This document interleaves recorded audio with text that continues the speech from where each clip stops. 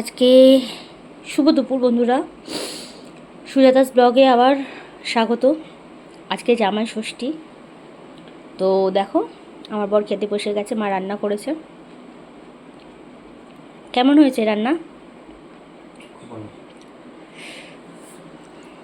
সত্যি ভালো হয়েছে। প্রত্যেকটা মেনু একটু দেখিয়ে দাও।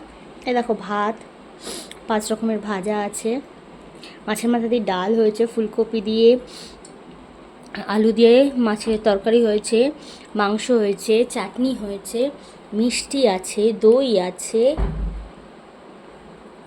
এই যে আমার মা আমাকে খেতে দিয়ে গেল। দেখো আমি অবশ্য কষা মাংস খাচ্ছি বাটিতে করে। আজকে কষাই করেছি, খুব ভালো।